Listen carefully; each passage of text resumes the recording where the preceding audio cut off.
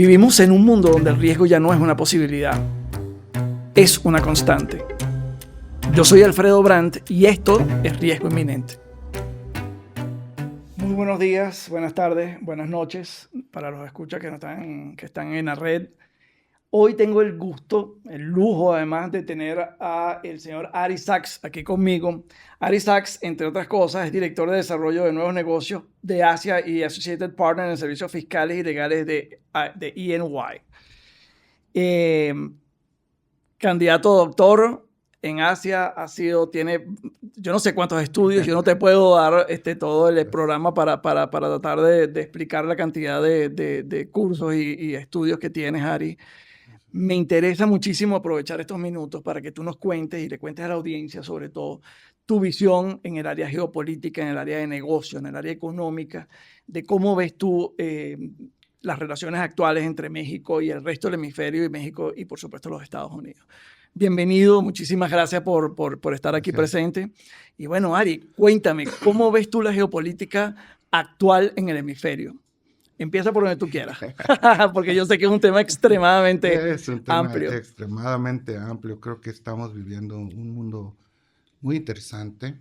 Si te das cuenta, pasamos de un mundo geopolíticamente, creo, muy estable, a un mundo geopolíticamente últimamente problemático, digamos. Sí, sí.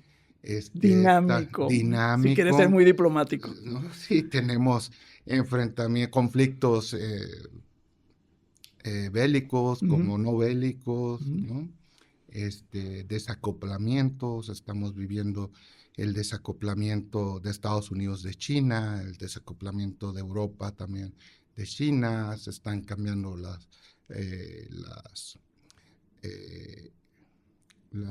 ¿cómo se llama? Los supply chains. La cadena de suministro. Las cadenas de suministro se están repensando. Y es un tema que eso de las cadenas de suministro empieza desde la pandemia, ¿no? En la pandemia nos dimos cuenta, o las empresas se dieron cuenta, que dependían mucho de una sola región de Asia, ¿no? En sus cadenas de suministro hubo estos problemas en la cadena de suministro y bueno, las empresas empezaron a repensar el modelo, ¿no? De un modelo lean, que era todo una reducción de costos, a otro tipo de modelo que podemos llamarle híbrido, en el que sí buscas una reducción de costo, pero también buscas incrementar la tecnología en el modelo de la cadena de suministro, estar más cerca del consumidor final, un tipo de regionalización, etcétera, etcétera, ¿no? Y eso es lo que estamos viviendo ahorita, ¿no? ¿Y cómo percibes tú, porque es que, fíjate, yo vengo hablando y con todos los invitados en el podcast, que la evolución tecnológica está de alguna manera dinamizando obviamente todos los procesos, pero al mismo tiempo complejizándolos hasta cierto punto. ¿Por qué? Porque, digamos, hay regiones, y eso lo vengo hablando constantemente, hay regiones que se van a quedar atrás porque la competencia y la evolución tecnológica en naciones del primer mundo es muy avanzada. Entonces, ¿cómo tratar de condicionar, cómo tratar de equiparar este tipo de temas a nivel de comercio exterior, a nivel de crecimiento de las compañías? Es algo bien importante, porque fíjate, nosotros trabajamos mucho también con boards, ¿no? Con sus consejos de administración. Traes muchos temas en el board ahorita, ¿no? Traes el tema, lógicamente, geopolítico, ¿no? El análisis estratégico geopolítico, pero también traes el tema de ESG, ¿no? De gobernanza. De compliance. Sí. También traes el tema tecnológico, ¿no? También traes varios temas, entonces, ¿a cuál le vas a invertir? Primero, ¿no? Traes el tema de las cadenas de suministro que estábamos hablando. Entonces, es una decisión importante por lo que están pasando los empresarios, ¿no? O los ejecutivos de las empresas y corporaciones. Fíjate, si gustas, después te comparto. Nosotros hacemos una encuesta que le llamamos de desafío empresarial para Latinoamérica. Y medimos los desafíos internos y los desafíos externos, ¿no? Sin duda, los desafíos tecnológicos son importantes para las empresas y están en la mente de los empresarios y de los ejecutivos, ¿no? Ujú. Al igual que los desafíos geopolíticos y los desafíos relacionados con la economía global, que los consideramos desafíos externos, pero también ahí está el- el tema de los consumidores, ¿no? El cambio, etcétera, etcétera. ¿Cuál es tu opinión, por ejemplo, de la evolución de inteligencia artificial y cómo impacta eso, por ejemplo, la red de negocios en el Híjole, yo continente? creo que va a tener un gran impacto. De Ujú. hecho, yo creo que todas las corporaciones ahorita están invirtiendo en inteligencia artificial. Hay un tema también que mencionabas ahorita, o sea, qué tipo de inteligencia artificial voy a usar, Ujú. ¿no? Si voy a desarrollar mis propios sistemas para, para esa inteligencia artificial, sobre todo si manejo información de clientes y Ujú. confidencial, pues no puede estar Claro. en estas plataformas abiertas, Ujú. podemos decir. Y sin ser especialista, te digo que me han enseñado cada ejemplo. Yo mismo acabo de tomar un curso de inteligencia artificial, lo utilizo como herramienta para mis análisis geopolíticos o mis análisis este, que tienen que ver con site selection o Ah, atracción de interesante. inversiones, Ajá, ajá. ¿no? Y es una herramienta bien interesante porque es como si tuvieras un asistente, ¿no? Que le estás pidiendo, te Tal está cual. mostrando y te ayuda a hacer las cosas más rápido. Yo no creo que vaya a desplazar, por lo menos en el corto plazo, al humano. Esa es una percepción Claro, propia. claro, claro. Pero sí creo que es una herramienta que si la sabes usar, pues va a ser como el smartphone y como todo lo que, las herramientas que utilizamos ahora, ¿no? Yo recuerdo, yo no sé, yo soy una persona ya mayor, probablemente tú estés más joven, mucho más, pero acuérdate, por ejemplo, antes teníamos que ir a la biblioteca y agarrar los libros Ujú. y leerlos, y luego ya con el internet, con los buscadores, ya lo encontramos más rápido, encontramos algunos resúmenes, las fuentes, etcétera, etcétera. Ahora va a ser, yo creo, a través de inteligencia artificial. Y algo bien importante también que si me dejas resaltar Claro, por favor. es que los gobiernos también la están usando. Sí, a eso Entonces, iba. todo lo que tiene que ver con tributación, ¿no? Con la autoridad fiscal, ¿no? Ellos también tienen mucha información y están utilizando estas nuevas herramientas, tecnología, están cada vez más sofisticados los sistemas. Y bueno, pues tú ya a la hora de responder a la autoridad, si te pide algo, ¿cómo vas a responder? ¿Con un Excel? O tú también vas a tener Es que esa integración, tecnologías para poder dar respuesta rápida a la autoridad cuando te haga un cuestionamiento en términos de impuestos o otros temas. Es bien interesante cómo va a y tu suceder. perspectiva es que esto está, precisamente porque estamos en esta Mm. infancia quizás de adopción de inteligencia artificial a nivel de gobierno, porque sí hay un tema de integración. ¿Tú crees que esto complejiza o no, digamos, en la parte de comercio internacional en el hemisferio? No, más bien va a facilitar, o sea, puedes manejar mucha información, un análisis muy rápido, ¿no? Puedes avanzar muy rápido, creo que son facilitadores para el Pero comercio. para eso no se necesitaría que todos los países tuviesen esa capacidad, porque hay unos que están adoptándolo con muchísimo más rapidez que otros. Yo siento que ese tipo de factores Ujú. locales evolucionan conforme se van necesitando. Ok. ¿Sí me explico? Sí, claro, O claro. sea, llevo toda mi vida apoyando a las empresas a aterrizar inversiones operativas en Ujú. México, es decir, a poner fábricas, etcétera. Y es lo mismo con México, o sea, que hay áreas de oportunidad, siempre va a haber, Sí. pero cuando haga un sentido y una lógica de negocio, ¿sí? O Ujú. de necesidad, ¿sí? Se va a buscar cubrir, ¿no? O sea, eso es lo que opino. Y en el caso, como hablas tú, cuando hablas de comercio internacional, está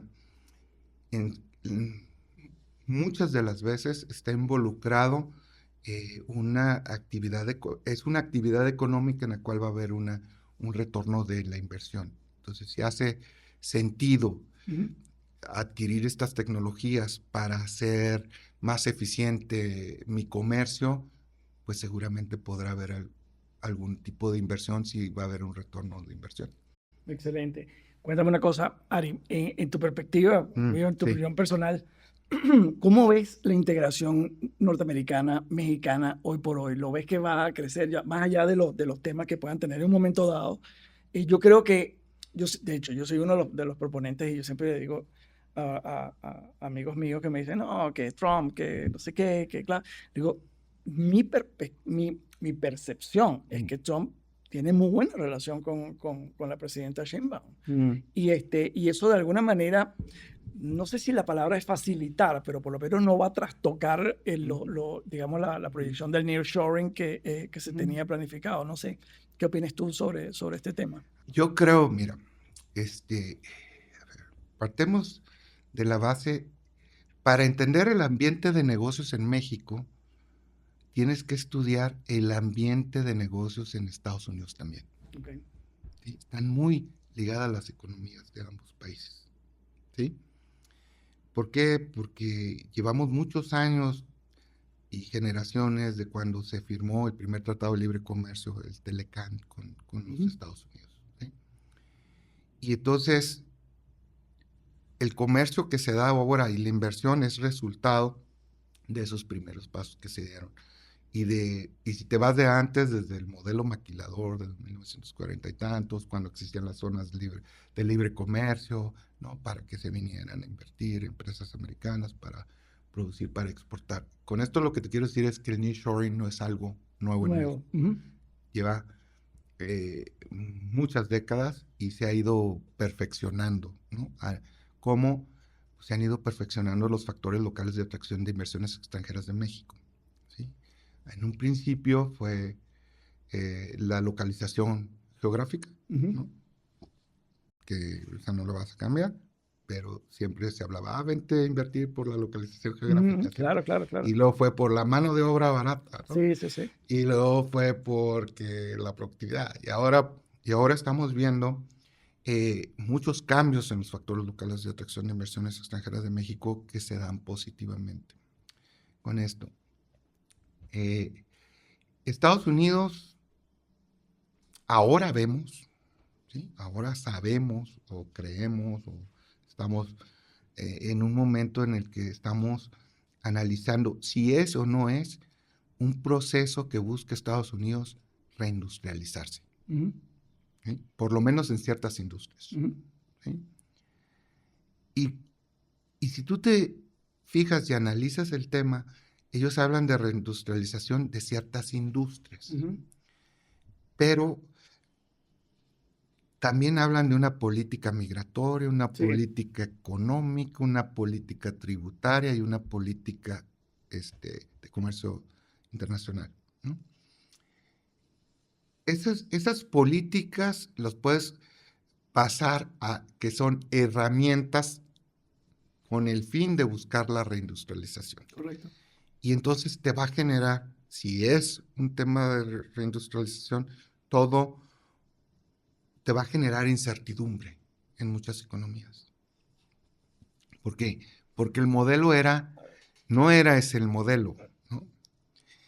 La política económica, la mejor política económica antes era no tener política económica, ¿no? Hace unos años. Sí, me acuerdo, sí. Sí, te Sí, acuerdas, ¿no? eso lo digo Déjale yo. al mercado, Sí. Eso cierto, que es natural, que que natural, sí, etcétera, etcétera. Lo mismo pasó en México, ¿no? Uh-huh.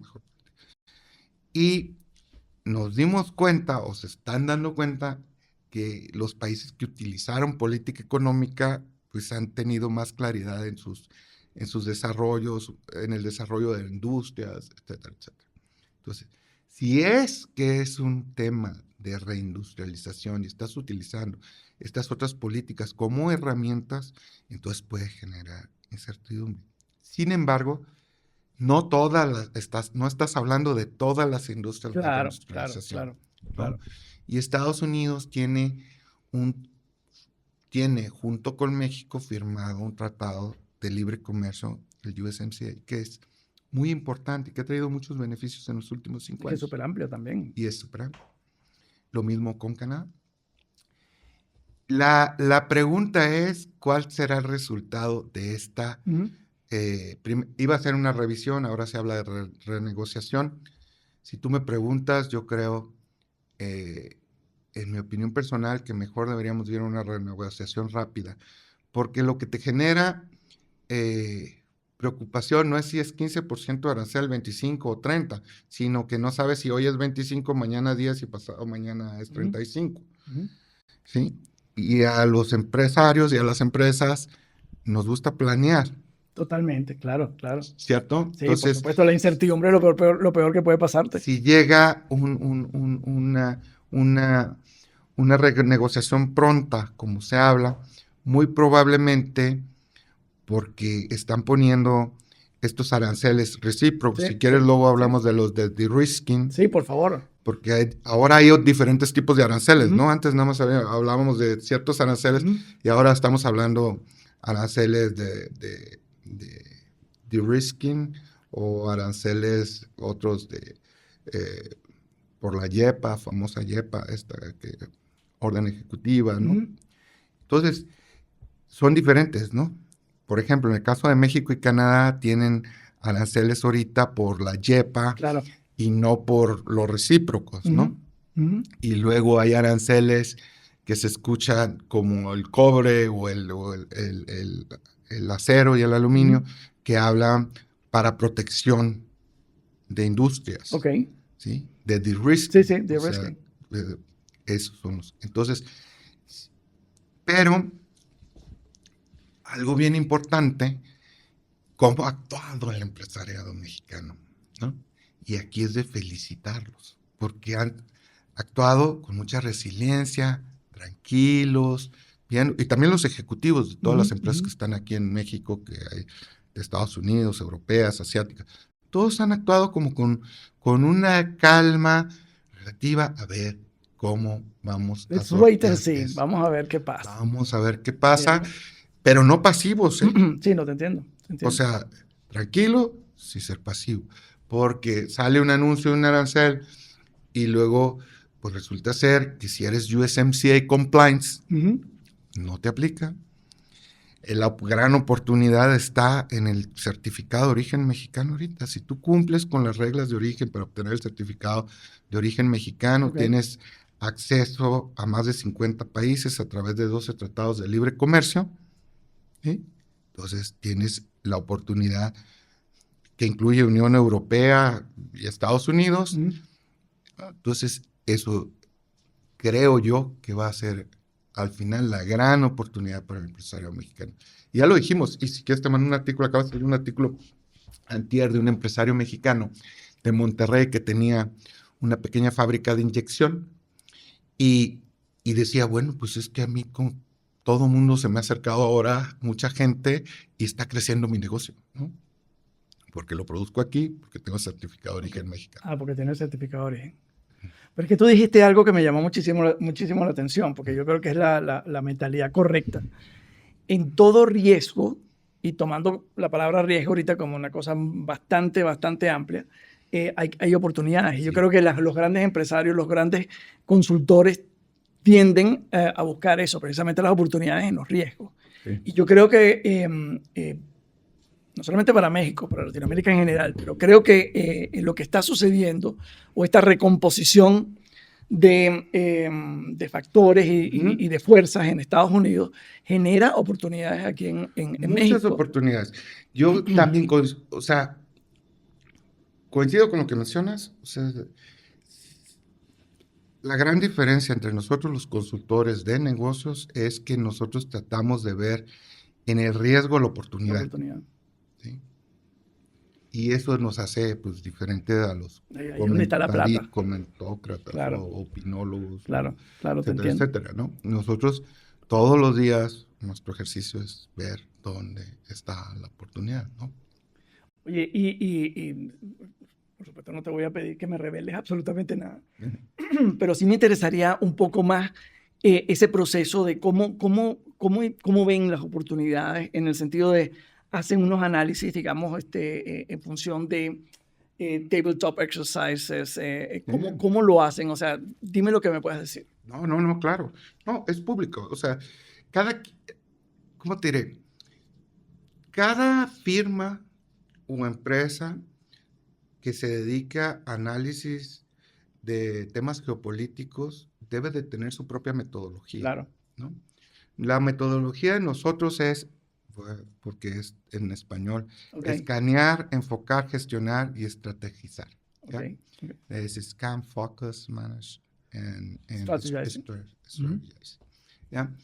Y de hecho tenemos un libro que te invito y lo invito a los escuchas, que está en inglés, salió el año pasado, en el cual le llamamos Strategy by Design, en el cual nosotros hablamos de nuestra metodología, se habla de nuestra metodología y se habla de casos aplicados a cada una de estas etapas que te acabo de mencionar.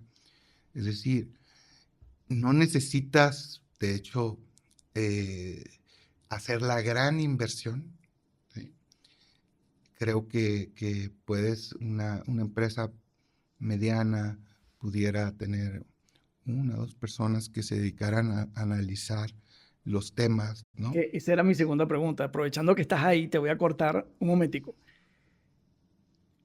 Me encanta que me hables de la metodología, porque yo creo que eso es fundamental y de verdad que no hay nada mejor para anticipar y mitigar potenciales riesgos a futuro que la necesidad de tener una metodología bien aplicada y bien llevada.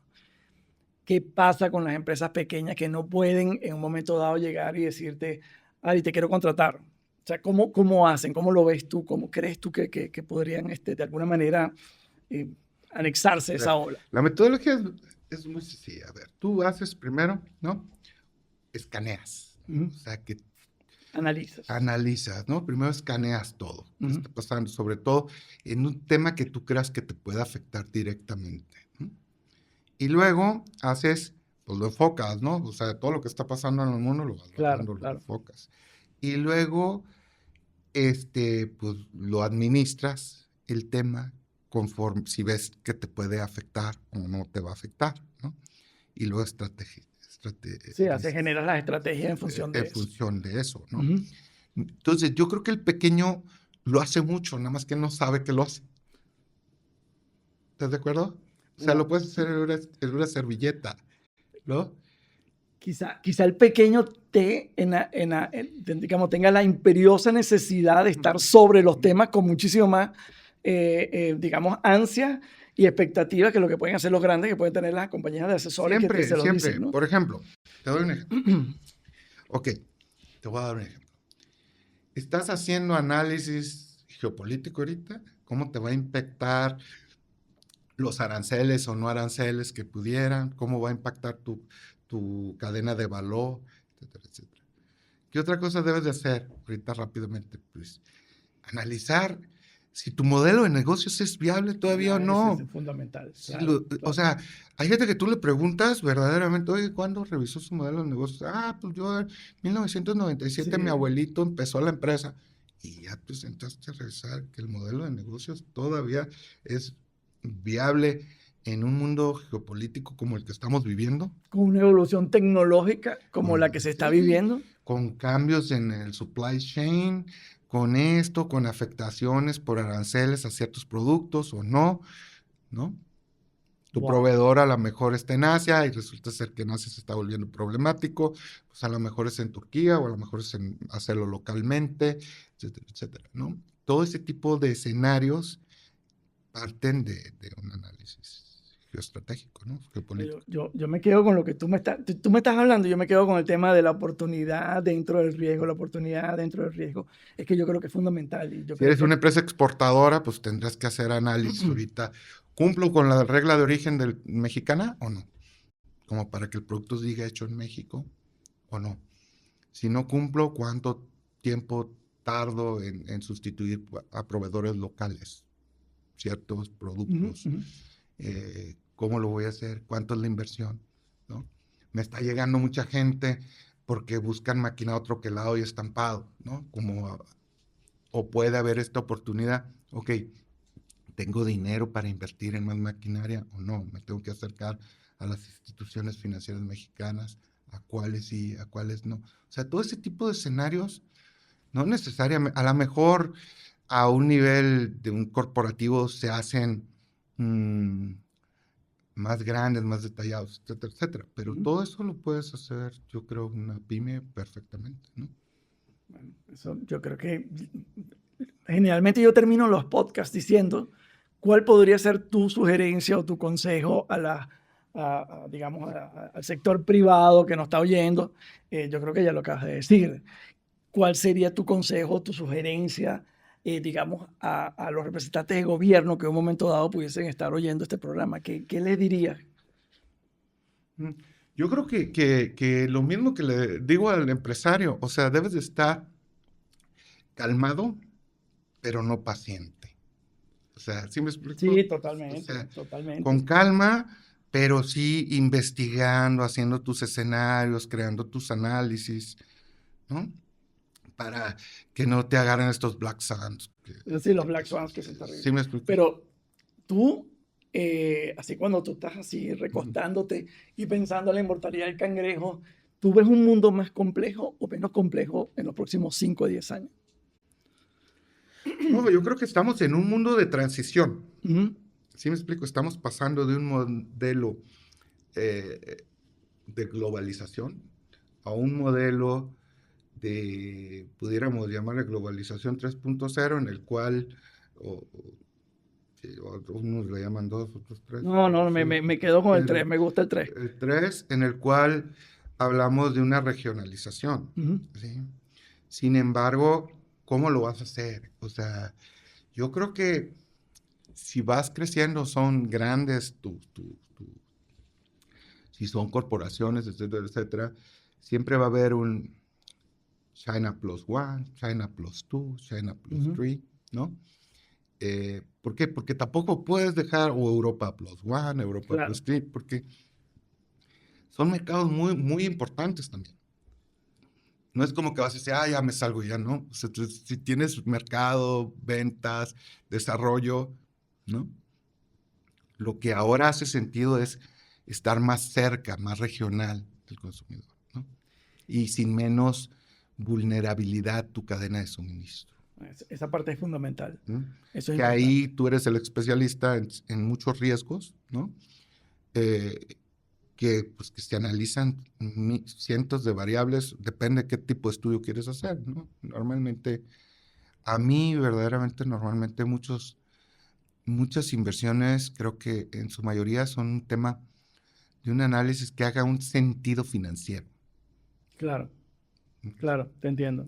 Porque muchos de los riesgos que Ujú. tú ves relacionados con ciertos temas que puede ser seguridad, etcétera, ciberseguridad que hablas, son todavía un costo de hacer negocios en México, ¿no? Tiene su impacto, sí, correcto. Pero es un costo, o sea, un costo que te puede incrementar, Sí, pero por hace supuesto. sentido poner todavía la operación, lo vemos a diario, anuncios Claro, de inversiones, quiere claro. decir que los factores locales de atracción de inversión extranjera de México son muy competitivos en ciertas áreas y en otras áreas no tanto. Y además porque creo que O sea, como pero cuando hablo no tanto, pero no es solo en México. no, no, no, para nada. ¿Sí me explico? Sí, Son totalmente. temas Sí, globales. O totalmente, sea, totalmente. No, yo creo que aquí México tiene esa ventaja que, como bien dices tú, ciertamente está el factor riesgo, pero los costos competitivos, los costos de inversión son mayores a los riesgos y en ese sentido, muchos de los riesgos que generalmente se tratan de exacerbar se pueden mitigar. Y entonces hay exactamente. compañías que tienen algún nivel de apetito de riesgo que son diferentes a otras, pero las que vienen generalmente están claras en ese Están sentido. claras. Y por eso ves, fíjate, algo bien importante. Tú hablabas del nearshoring. Te voy a decir algo sumamente importante es, ¿por qué Ari lo ve tan positivo y por qué esto? Porque la mayoría del nearshoring, la mayoría de las inversiones extranjeras siempre, en Estados Unidos también, son reinversiones. Mm, Son empresas que ya están aquí, que conocen el ambiente de negocios, que saben trabajar en México, que saben dónde está la oportunidad, que conocen los factores locales de atracción de inversiones extranjeras y deciden incrementar una línea de producción o atraerse a otra de sus empresas, un service center, ¿sí me explico? Claro, claro, claro. Ah, son detazos. Yo no, Y eso, esos son la mayoría, el 80%, ¿sí? Entonces, esas, pues son empresas que están en el país y confían en el país y por eso crecen en el país.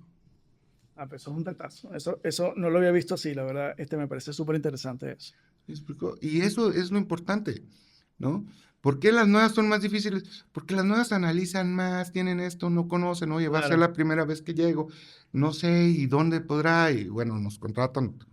contratan todo para hacer el análisis, el estudio, ¿no? Hay muchas que no tienen experiencia globalizándose, tienen experiencia regional, Ujú. que es otra cosa, ¿sí? Pero no salir desde Asia, llegar a Norteamérica Claro. o a Europa.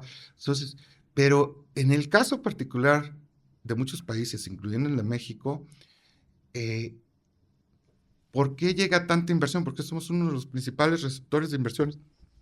Porque son empresas que ya están aquí y deciden crecer aquí. Y eso atrae a otras nuevas empresas, me imagino yo, Lógico, porque es obvio. parte de la cadena de valor. ¿Sí me Claro. explico? Para yo poder cumplir con la regla de origen mexicana, necesito traerme algunos de mis proveedores, ¿no? Interesante. ¿Y tú crees que eso va a crecer? Yo creo que todo lo que es, sí, yo creo que todo lo que es maquinado, troquelado y estampado, que son muchos de estos servicios, subservicios de la maquila, subproductos, Ujú. van a buscar una oportunidad en México en los próximos años.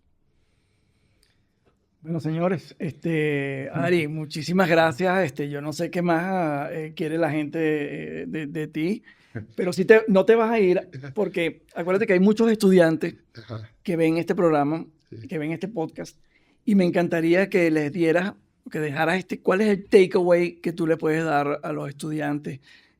Quizás tu visión digamos, de la importancia no sé, ese futuro bonito que puede ser el tema de México, el tema de inversiones, el tema de que, ¿Mm? ¿Cómo lo ves? ¿Qué le Lo darías tú? dividiría en dos. Ajá. ¿Sí me explico? Uno, nosotros hicimos un estudio recientemente con unas universidades aquí en México sobre nearshoring y talento, ¿no? Estuvimos trabajando varios meses en analizar qué eran lo que buscaban estas empresas que venían a México, ¿no? ¿Qué tipo de talento? Ok. Fíjate que nos hemos dado cuenta que para este tipo de empresas en particular, todo el talento que sea eh, soldadores, electricistas, plomeros, todos estos que necesitan estas empresas, Técnicos. técnicos que manejen máquinas, les está yendo muy bien. O sea, encuentran trabajos bien remunerados en todas estas empresas que están creciendo en México, ¿no? Eso por una parte. Por otra parte, en temas como lo de nosotros, pues bueno, temas de cómo impacta, yo les recomendaría que uno, a la hora de analizar o leer periódicos o escuchar los podcasts, analizar muy bien cuál es la fuente y de dónde viene la fuente, ¿no? Creo que es bien importante entender cuál es la fuente y no ver todo negativo, sino también ver lo positivo, como lo que tratamos de ejemplificar ahorita, ¿no? Totalmente de acuerdo contigo. Si eres empresario, no necesitas más que acercarte a tus cámaras, a las cámaras Ujú. de la industria, de tu industria, tú sabes, o sea, ¿cuál es el verdadero análisis? Pues a ver cómo está la industria, cómo está afectando, cómo no, qué están Sí, platicando, hacer tu por due dónde, diligence. Hacer tu hacer due tu due diligence. diligence, ¿no? O sea, y creo que por muchos años también las cámaras fueron para el empresario como que perdiendo relevancia, ¿no? porque estaba un mundo geopolíticamente muy estable, un tratado de libre comercio muy maduro, ¿no? Que tuvo que el USMCA viene a ser una revisión e incluyó ciertos capítulos que no tenía el otro. Entonces, en el caso de México estaba así. Y, y bueno, pues ahora toman relevancia nuevamente las cámaras, las asociaciones, juntarte, tener información más, más fiable, le podríamos decir. Y en el caso de Latinoamérica, fíjate, yo creo que si China o países asiáticos llegan a perder preponderancia en ciertas economías, como pudiera ser Estados Unidos o Europa, pues existe la gran oportunidad para el exportador latinoamericano. Totalmente, ¿No? Existe una gran oportunidad que no se los va a volver a presentar rápidamente, ¿no? Si tú, el empresario norteamericano, dice, oye, yo voy a cambiar, voy a pensar que por mi seguridad industrial o esto, tengo que cambiar mis fuentes, mi sourcing, mis proveedores, pues bueno, es la oportunidad para levantar la mano, ¿no? Sí, aquí estamos. Aquí estamos, Sí, ¿no? sí.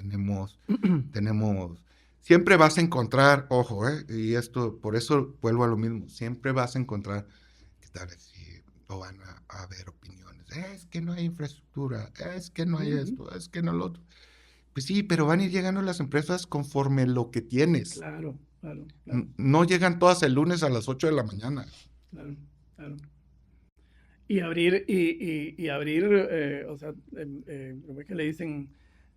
Open shop, no necesitas traer a toda la corporación, puedes comenzar con poco o con lo que tú puedas y dejar ¿cómo se llama? Una cabeza de playa, que Sí. yo creo que es importantísimo. Sí, y fíjate que como Latinoamérica, te puedo decir que nos hemos vuelto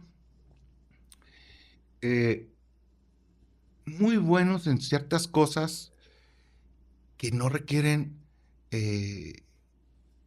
o sea, requieren una fuerte inversión gubernamental, a lo mejor a veces familiar, pero no necesariamente porque es el talento. O sea, es una industria en el cual ya se está reconociendo algunos países de Latinoamérica, Costa Rica, Colombia, Argentina, ¿no?